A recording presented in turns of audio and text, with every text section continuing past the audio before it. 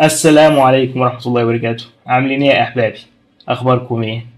جزاكم الله خيرا وشكرا على كل من هناني بيوم ميلادي. عاوز اكلمكم على تخصص طب العائلة، والفيديو ده بشكل خاص يعني موجه للأطباء اللي هم يعني لسه هيتخصصوا، او اللي هم يعني لسه بيقولوا بيخططوا ان هم يدخلوا كلية الطب، يعني الشباب خلص ثانوي ويدخل كلية الطب، او حتى اللي في مرحلة الدراسة، يعني اللي هو مش اخصائي. وما فيش مشكلة برضو اللي في تخصص وعاوز يجي يحول علينا في تخصص طب العائلة، اهلا وسهلا. حابب بس يعني اعطي فكرة عنه، وحابب اقول ميزاته كده من واقع انا ليا في التخصص، يعني عديت السنة ونص فيه. فحابب يعني أعطي فكرة كنوع من أنواع الإرشاد، أو معلومات ممكن تفيدك أنت في المستقبل وتحدد وجهتك، أنت عاوز كده ولا عاوز كده. طيب مبدئيا كده يا أحباب، تخصص طب العائلة أنا يعني في نظري بعتبره تخصص البشوات. يعني معلش في الكلمة، أنا مش باشا، ولكن هم عملوني باشا بالتخصص ده. تمام. آه، طب هو الباشا ايه؟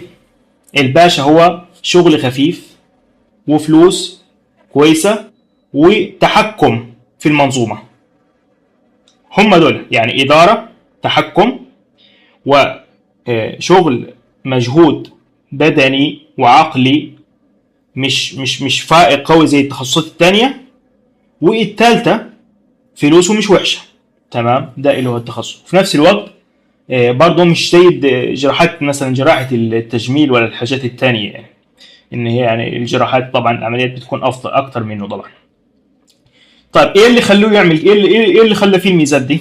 اللي خلى فيه الميزات دي باختصار شديد هو ان انت بتتعامل مع مرضى كتير جدا ومن جميع التخصصات. يعني بيجي لك مريض القلب، مريض السكر، مريض دول بتوع البطنه، مرضى البطنه كلهم اللي هم يعني عندهم تخصصات تحت البطنه، اللي هو جهاز هضمي ومش عارف ايه وغدد وبتاع. كل بتوع البطنه بيجوا لك، وكل بتوع القلب بيجوا لك، وكل بتوع مثلا الاطفال والاطفال تحتها طبعا اقسام زي ما الناس عارفه. في اطفال مثلا جهاز هضمي، في اطفال رئه، في اطفال مش عارف ايه. كله ده كمان بيجوا لك. وفوقيهم النساء برضه بيجوا لك. بص كله بيجي، فبالتالي بابنا مفتوح على طول، الناس رايحه جايه. دي اول حاجه. يعني انت لو هتاخد مثلا تخصص طب العائله وتروح مصري مثلا، انت ما شاء الله يعني ممكن تشتغل بشكل كويس خالص. طيب الفكره فين؟ الفكره في ان نظره الناس لطب العائله هو عباره عن ايه؟ نظره الناس لطب العائله هو ان ده دكتور طبيب عام، جنرال براكتس، يعني زي ممارس عام. ومش كده وبس، ده هو التخصصات التانية، التخصص بتاع الكارديولوجي ولا التخصص بتاع الباطنة، يقول لك ده طبيب عائلة، ده عنده معلومات يعني جنرال. تمام. هو صح، عندهم فكرة، عندهم يعني في النقطة دي أنا مش زيه. يعني أنا تخصصي مش لا يمكن الإنسان إن هو يعني يستوعب كل الأقسام في فترة معينة من حياته. يعني إذا كان كل قسم من دول، قسم الكارديولوجي ولا قسم الباطنة، بيقضي الإنسان في حياته كلها، فلا يمكن أصلا بالمنطق إن الإنسان كده يعني. فأصلا يعني ده دكتور أهبل وعبيط اللي هو يقول لك دكتور مثلا العائلة ما يفهمش في التخصصات بتاعنا. صح، إحنا نفهم لحد معين. هي الفكرة فين؟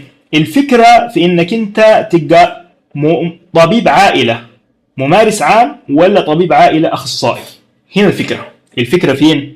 الفكرة انك تبقى طبيب عائلة ممارس عام، ولا طبيب عائلة اخصائي. يعني لو هو طبيب عائلة ممارس عام، طب خلص كل الطب وخلاص. يعني ده دي فعلا اللي انا يعني اقول ده راجل يعني هيقضي حياته كلها فوق راسي هو وكل حاجة، بس مش مقدم حاجة. الدنيا كل يوم بتتطور، على الاقل يروح جامعة يحضر له ماجستير، يشوف طريقة البحث كيف، وطريقة الابحاث العلمية، وموقع اسمه اب تو ديت، وموقع اسمه ميتسكيب، وموقع مش عارف اسمه ايه كده يعني.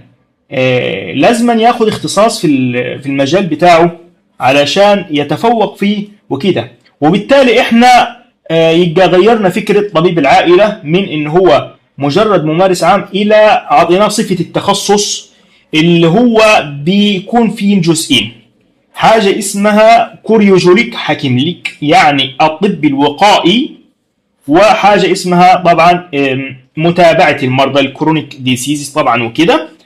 الفكرة فين؟ الفكرة ان هو بيكون عنده معلومات اكتر الاخصائي من ناحية مجاله هو اللي هو الطب الوقائي. في اول سنة ونص بيقعدهم في التخصص بتاعه، بيدرس بقى طبعا التطعيمات كيفية متابعة الحمل والحاجات دي كلها. الحاجات دي كلها ما يعرفهاش طبيب العائلة اللي هو اللي هو ممارس عام.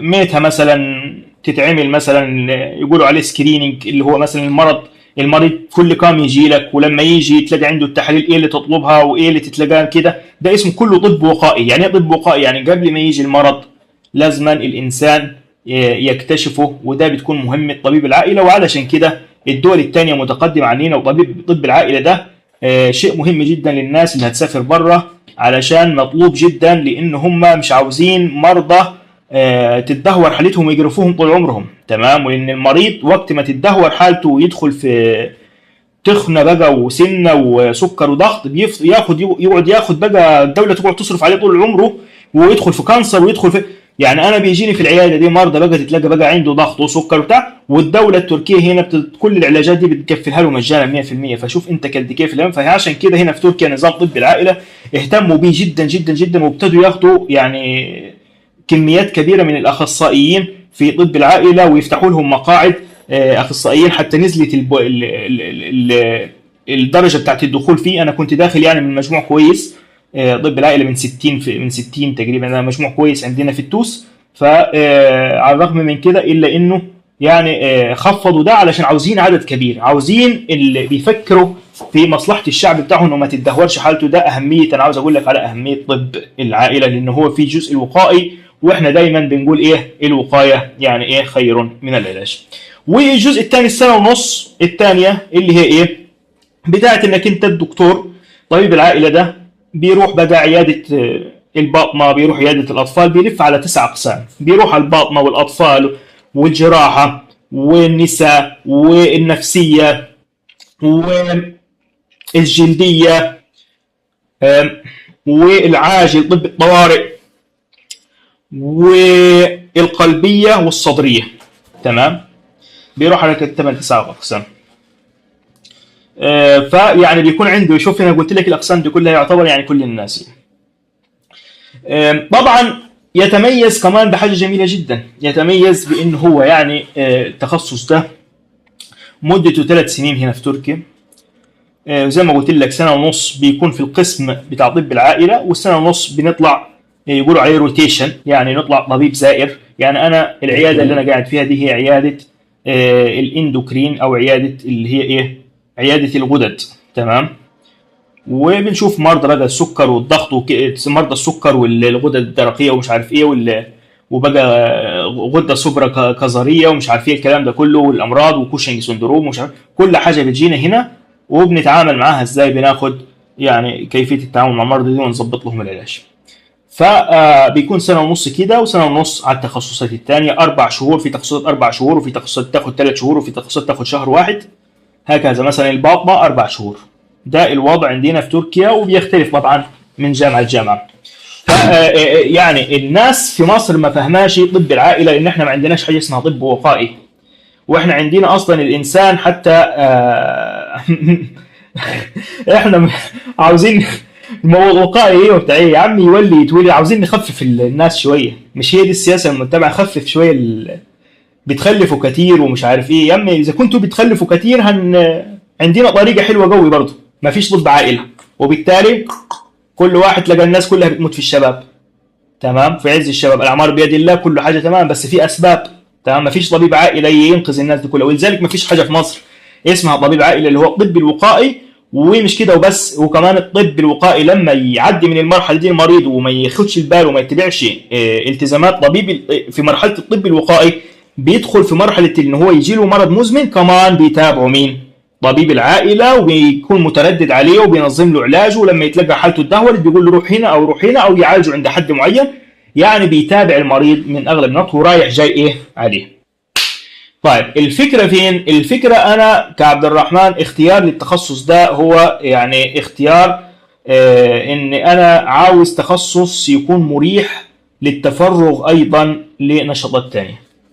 أنا مش عاوز أقضي حياتي كلها شغال بقى أكتب علاج وأكشف وبتاع وتبقى حالتي، لا أنا عاوز حياة برضه إن أنا أستمتع بحياتي في طاعة الله، ان انا يعني يكون لي اصحاب اطلع معاهم، يكون لي عمل خيري، ان انا ادرس علوم سياسيه واتخصص في ثاني، ان انا يكون لي نشاطات مثلا في حاجات تانية، يكون لي قناه على اليوتيوب ارشد فيها على قدر الامكان بما تعلمته في الازهر او بما تعلمته في اسمه ايه ده في الطب وكده. وخاصه في موضوع الطب ده يعني هنا نقطه هتعرض لها حاجه تانية، وهي فكرة إن طبيب العائلة بيكون عشان لامم بأغلب التخصصات، فبالتالي وقت ما هو بيتدبر في كتاب الله كده أحيانا بتخطر عليه حاجات ممكن تكون عدت عليه في التخصصات كلها اللي الطب كله يعتبر عنده هنا، فبيقرأ القرآن ربنا اللي هو ما فرطنا في الكتاب من شيء،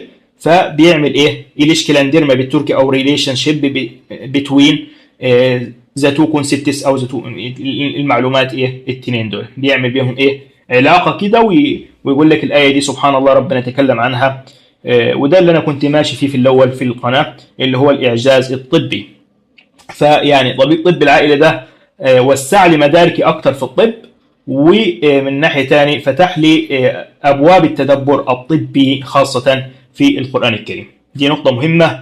فطبعا هنا الجماعة بتوع التخصصات الثانية انت يعتبر المحبس. عارف يعني المحبس؟ يعني انت اللي بتقول للمريض يروح للدكتور ده ولا ما يروحش، يروح لده ولا ده، مش بالاسم كتخصص، يعني يروح لدكتور القلبية ولا ما يروحش، يروح لدكتور البطن ولا ما يروحش، لانك انت حاجة من التنين، انت عند حد معين انت ممكن تعالجه فبالتالي بتمنعه ان هو يروح خالص، وممكن انت لا ده هو ممكن يروح تخصص غلط فانت بترشده وتقول له لا روح تخصص الصح، فيبقى انت قفلت الباب الغلط على الدكتور اللي كان هيروح له غلط من دماغه ووجهته للدكتور الصح. فكده انت عملت استفاده لنفسك، ممكن تكون عالجته هو وبالتالي دخل لك مصدر دخل، وممكن كمان قفلت وسديت باب ان المريض يروح تخصص هو مش تخصصه، وبالتالي يكون دفع فلوس، والدكتور الثاني ممكن يبقى راجل ابن 60 في 70 ما عندهوش امانه ويقول له تعالى يا حبيبي تعالى انا اعالجك ويديله علاج على الرغم ان هو مش تخصصه. بتحصل كتير. يعني هضرب لك مثال، الناس العامه اللي بتسمعنا واحد جاله مثلا الم في صدره، تمام؟ الالم في الصدر ده يعني هنا ايه في الصدر؟ هنا ايه في الصدر؟ في رئه صح وفي قلب. طيب اذا الرئه دي مسؤول عنها الامراض الصدريه مش كده ولا ايه؟ طيب والقلب مسؤول عنها الامراض القلبيه. طيب انت لو ما عندكش طبيب عائله رحت له في الاول هتروح لمين؟ هتروح للتنين او تروح لواحد وتكون التخصص غلط والتنين هيفتوا الا اللي اذا ما كانش عندهم ايمان. لكن انت لما تكون الخطوه الاولى ليك يا مريض عند طبيب العائله هيقول لك يا اما تروح لتخصص القلب او تروح لتخصص الصدر، لان الاعراض واحده. جاله قال له مثلا انا عندي الم، تمام، او عندي مثلا مشكله في النفس، تمام. طب مشكله في النفس دي ممكن تبقى مثلا يعني ربو، مش ممكن يبقى ربو نفسه عنده حساسيه ونفسه مش طالع اهو مجاري هوائيه، وممكن يبقى قلب عنده مثلا دخل مثلا في مشكله في القلب خلت ميه على الرئه، يبقى الميه اللي على الرئه دي اللي سببت له النفس مش المشكله في الرئه، ده هي مشكله ثانويه ناتجه عن القلب، يعني المشكله الاساسيه في القلب. لذلك انت لو رحت عشان الرئه، هو صح عنده ضيق تنفس في الرئه بس المشكله عندك مش في الرئه، انت المشكله الاساسيه عندك في القلب، فلما ما اشتغلش خلى الرئه تغرق، زي ما يكون كده وصفوا لنا زمان قال لك كانك بتغرق، كان انسان بيغرق في الميه يعني، فخلى في ميه فين في القلب. ده مثال بسيط وسطه خالص على قد ما اقدر ان هو كيف يتم توجيه المريض من تخصص لتخصص. طبعا طب العائله يعني زي ما بقول لك انت هتشتغل بيه في كل مكان. حضرتك عاوز تشتغل بيه في دول الخليج مطلوب جدا، تمام. طبيب العائله عاوز تشتغل بيه في دول اوروبا كلها مطلوب وعنده عجز شديد. عاوز تشتغل بيه في مصر الناس ما عندهاش خلفيه صح عن الموضوع، ولكن بس يكفي انك انت دارس طب العائله مثلا بره وكده، والناس تفهم شويه بشويه يعني ايه طب عائله، وتجد فعلا تحسنات انك انت مش بتلعب، انت فعلا يعني شغلك مهم وانت اللي بتوجه صح. فبالتالي ايه، فبالتالي انت حتى لو رجعت مصر كمان هيفيدك التخصص طب العائله، ده تخصص مهم جدا. لان انا بركز تاني، ده مش طبيب عام بس، ده اخصائي. اخصائي يعني متخصص في طب العائله، يعني عامل رساله ماجستير ودكتوراه فين؟ في طب العائله، يعني عامل تخصص في الممارس العام، يعني بالبلدي كده للناس العامه عاوزه تفهم. فبالتالي ايه، عنده معلومات اكتر من التخصص من الممارس الطبيب العادي، وبالتالي يعني بيكون ليه فايده كويسه للمجتمع وعلى نفسه طبعا. بصراحه لو سالتوني انا عبد الرحمن ايه الاسباب التانية اللي خلتني اختار طب العائله غير ان هو تخصص مريح، بصراحه هو موضوع ان انا احب اجاش في ابص للحاجه من نظره واحده، او نظره يعني نظره الحصان زي ما بيقولوا. خدت بال حضرتك؟ يعني ايه برضه، يعني مش عاوز اركز في تخصص واحد، عاوز يبقى عندي معلومات شامله في الطب، احب الشمول واحب ابحث هنا شويه، ابحث في التخصص ده شويه، واقرا ده شويه، واقرا ده شويه. في دكتور جميل خالص الله يبارك له، طبيب اسره اسمه الدكتور ايمن، استشاري اسره، اشتركت في الكورسات بتاعته، كل شويه ينزل على الواتساب يعني ملاحظات في طب العائله، فكل مره ينزل في الصدريه، مره ينزل في الباطنه. فالحاجات الجميله دي كلها مع حب الطب، انا احب الطب الحمد لله. فده بيخلي لك انك انت ايه، بيخلي لك انك انت عندك فكره عامه، مش بس كده انت تقول انا طبيب قلبيه وما بفهمش حاجه في الباطنه، ولا انا مثلا طبيب مثلا اطفال مثلا شغال على حديثي الولاده، وبالتالي انا ما عنديش خلفيه. مش هقول لك عن يعني التخصص مثلا بتاع القلبيه بتاعت رجل كبير، ده انا ممكن اقول لك قلبيه حتى بتاع طفل برضه صغير، تمام؟ وانت راجل بتاع بيدياتريكس يعني راجل طبيب اطفال، لا مش كده. يعني هو طب العائله طبعا بيديك ايه، فكره او فكره كويسه واساسيات التخصصات الثانيه وانت بتدرس وبتفتح وكده. في الحاجه الثالثه هو العلاقه مع المرضى. يعني ايه برضه مش فاهم يعني؟ تخصص طب العائله ده يتميز بحاجه جميله جدا جدا جدا، يتميز بان المريض يتردد على الدكتور.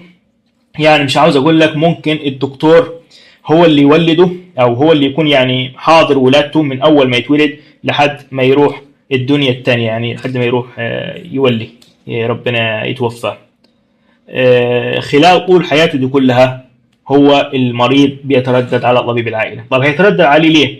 هيتردد عليه مش شرط يكون تعبان، يعني ممكن زي ما انا قلت لك اللي هو الوظيفة الأساسية بتاع طب العائلة هو الطب الوقائي. يعني حتى لو ما عندوش أي حاجة أنت بتقول له تعالى كل فترة أقيس لك الضغط، أعمل لك شوف عندك سمنة، أشوف عندك مثلا أقيس لك السكر، أو إن أنا دي حاجات بسيطة. طبعا كان في حاجات تانية، يعني في تحاليل معينة مثلا لو العائلة بتاعته مثلا فيها مشاكل، مثلا في مشاكل قلب، مشاكل دهون بتاع، أنا بدخل مواقع معينة كده وبجيب بقيم الحاله بتاعته، اقول له بص انت خلي بالك، لو ما خليتش بالك لبود بعد 10 سنين بالظبط انت هيجي لك ذبحه صدريه وهتموت لو ما خليتش بالك، تمام؟ ممكن اللي بيعمل الحساب ده هو طبيب العائله، يعني يتوقع اللي هو ايه اللي ممكن يحصل للمريض فيما بعد بالمتابعه دي. مش كده وبس، ده انت كمان داخل دلوقتي طب الذكاء الاصطناعي، وهيخلي موضوع توقع نتيجه الامراض لشخص ممكن تقترب لاكثر من 90% في بعض الدراسات انا قريتها.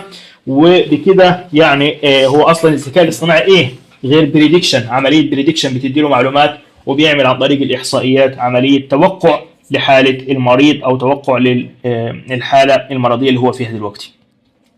طبعا يعني المريض بيكون معايا، وبالتالي طول حياته بيتردد عليا، فانت بتعمل كده علاقات عامه، انت بتعمل علاقات عامه.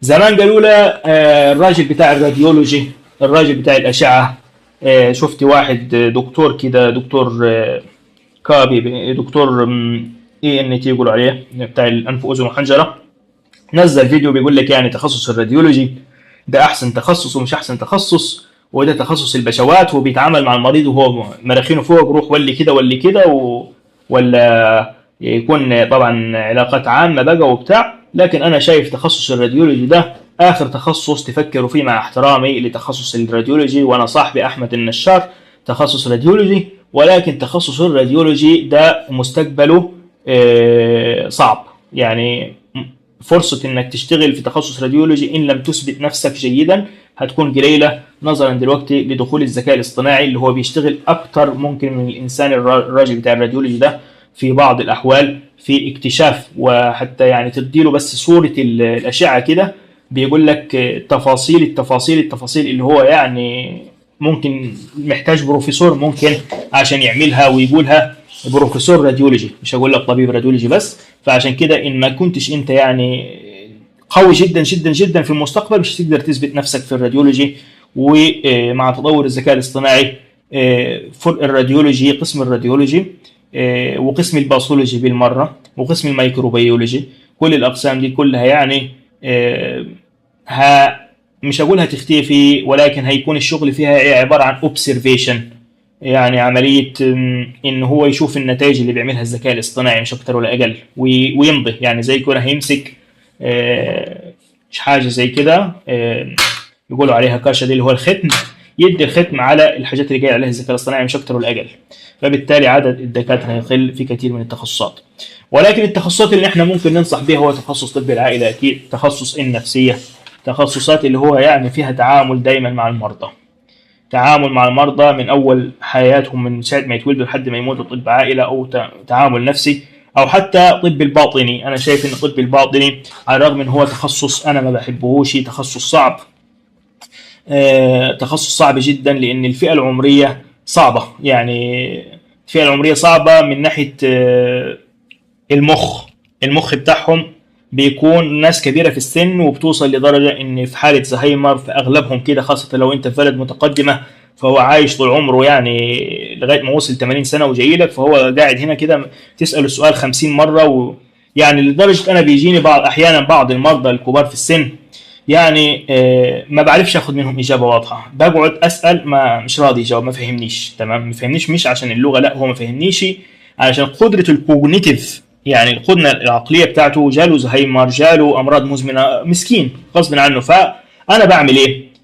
أنا بسيبه كده على جنب يقعد يحكي مع نفسه تمام، يقول كل اللي هو في نفسه فيه، يقول رحت جيت وبتاع ورحت عند الدكتور الفلاني وكل ده، ومرة واحدة كده يقول لي كلمة كده، أقول له ده حصلت ماتي ورحت فين وجيت من مين، ألقط منه كلمات كده وإيه، وأحاول زي بازل كده، زي نظام إيه، زي نظام يعني لعبه كده بتحلها البازل وبتحاول تجمع، فقال لك كلمه كده تعالي، وقال لك هنا كلمه هنا، واملي هنا في السيستم ايه الحاجات واوصل للتشخيص، واروح البيت بقى القى نفسي ان انا ايه دماغي دي مش فيه من كتر الربط بقى شغال، المريض يحكي يحكي يحكي يحكي، راجل كبير في السن.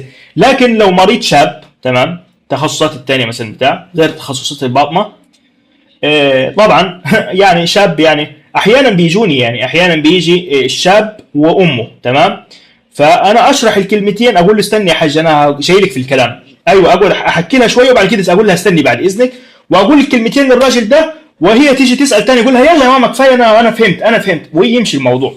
فهنا يعني الفئه العمريه مهمه جدا، فان تخصص الباطنه انا ما بنصحش بيه، انا ما بنصحش بتخصص الباطنه، على الرغم ان هو يعني تخصص صعب ان هو يروح مع الذكاء الاصطناعي.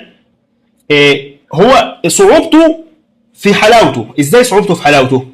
يعني صعوبته ان هو ايه بيتعامل مع فئة عمرية كبيرة في السن، وبالتالي مش هينفع يتعامل معها الذكاء الاصطناعي بسهولة، علشان طريقة الكلام ممكن يقول كلمة غلط يدي الذكاء الاصطناعي التشخيص غلط، وعلشان طبعا لما هيتلقى في صعوبة في ذلك التشخيص اللي هيكون الذكاء الاصطناعي عشان مش موجود فيه، فانت فرصتك هتكون التخصص ده موجود في المستقبل. فايه صعوبته في حلاوته بقى انك انت ايه مش التخصص ده موجود في المستقبل ان شاء الله. بس حبيت اقول فكره ان هي كده. طبعا انا بالنسبه لي كعبد الرحمن تخصص طب العائله مش بس يعني كده، ولكن مش بس راحه يعني، ولكن ان انا بتعامل مع فئه معينه من الناس متردد عليا، باعمل صداقات، باعمل علاقات الاجتماعيه بتكون كويسه، عمليه انك انت بتعالج مريض والمريض ده انت ممكن يعني تغذيه من جوانب اخرى، من جوانب المنقول والمعقول، وتتتبع حياته من يعني من الاول للاخر، ولغايه ما يكون قرب يولد تقول له مش كفايه، مش كفايه يا عمي، مش كفايه الكحوليات ضرت صدرك وانت مولي الناحيه الثانيه، ضرت قصدي الكبد وبتاع، وهكذا. هذا وبالله التوفيق. الفيديو ده يعني لو عرفتوا تنشروه معلومات بسيطة كده، تعرضنا إلى الذكاء الاصطناعي في الطب والتخصصات اللي ممكن مهددة والتخصصات الكويسة، وفكرة عن طب العائلة. وطبعا يعني فكرة كويسة وجهة نظري أنا ليه اخترت التخصص ده، والفكرة وضحت للناس طبعا يعني ايه طبيب عائلة، اللي هو ناس كثيرة كانت بتسألني يعني ايه طبيب عائلة، يعني ايه طبيب عائلة، ما كانوش فاهمين. هنا في تركيا زمان ما كانوش فاهمين، لكن لما جه اردوغان وعرف ان تخصص طب العائلة ده مهم، يعني الناس عرفته. ومصر، تركيا دي كانت مصر زمان وكانت اصعب من كده، لكن الوضع هنا اختلف مع العدالة والحرية، مع العدالة والتنمية. السلام عليكم.